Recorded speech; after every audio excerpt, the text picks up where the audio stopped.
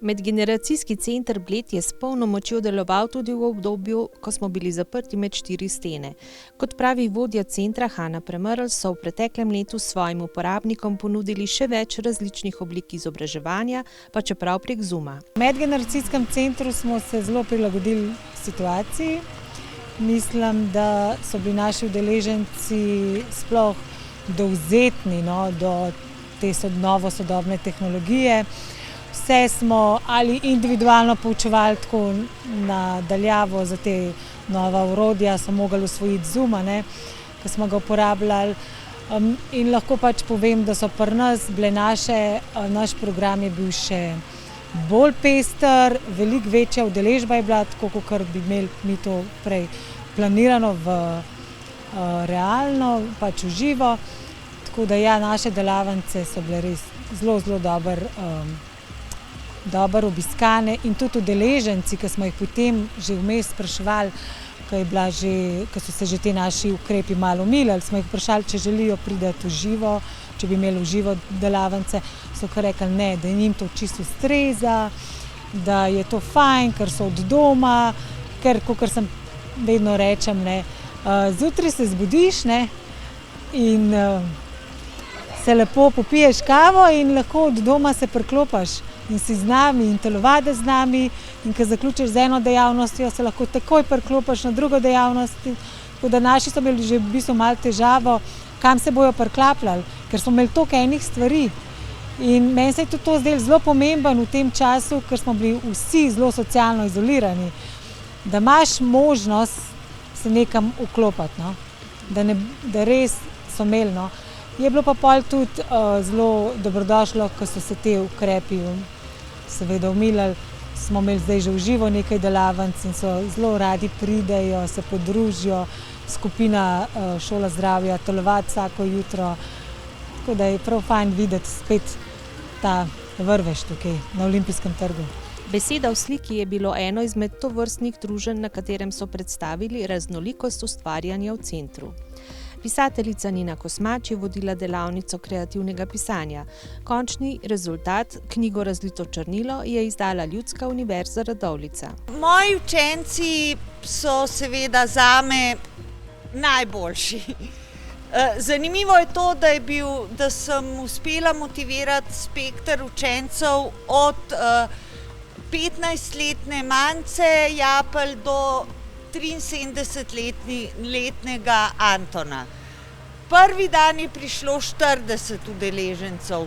Na koncu, do konca je zdržalo in napisalo to čudovito knjigo, ki se imenuje Razlito črnilo, 10 udeležencev.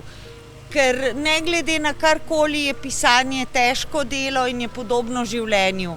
Treba je zdržati. Manca, Boris in Miša so v programu predstavili dela objavljena v knjigi. Med njimi pesem najstarejšega udeleženca Antona Končnika. Starost.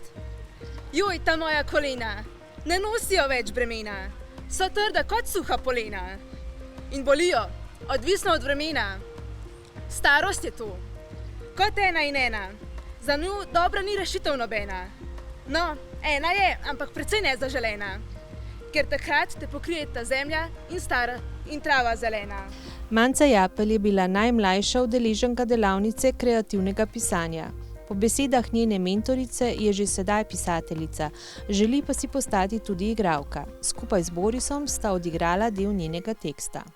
Dovolj imam, da mi ves čas vlačeš s sabo po koncertih pa po vajah. Tudi zame je naporno.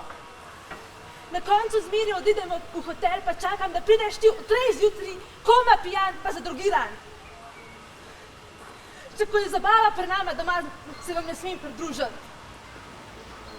Pa če bi vsaj pa spravil sam za sabo, ne, pa jaz moram pa spraviti pločevinke piva, steklenice od vodke pa vaše igle.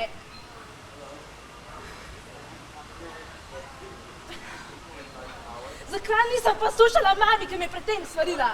Domov grem. Manca, počakaj. Ne. Ne more dokončati, ker že odhajam. Razumem, če me nočeš več. To Razpoložila sem te, ker je skupina propadala. Ves čas sem namenila tebi, pa pozabila nase. Bila sem ti kot mami, punca pa psihiatra skupaj. Ne morem več. Dovolj imam. Če so literarno delavnico še lahko izpeljali v živo, je likovno izobraževanje v celoti potekalo preko Zooma. Izkušnja preko Zooma je bila predvsem nova. Mislim, da za vse, ne samo za mene kot mentorico tečajev, temveč tudi za udeležence. Predvsem zaradi tega socialnega vidika oziroma te interakcije oziroma kako lahko mentor v praktičnem smislu pokaže določene izvedbe, ki se seveda navizujejo na sam tečaj. Izkazalo se je, da je bila želja udeleženk in udeležencev po ustvarjanju ne glede na način izobraževanja velika. Samo izobraževanje pa je imelo tudi povsem praktične učinke. Torej, delavnica Ex Libris v barvnem linorezu je potekala v 3 nivojih, lahko rečemo v 3 vidikih.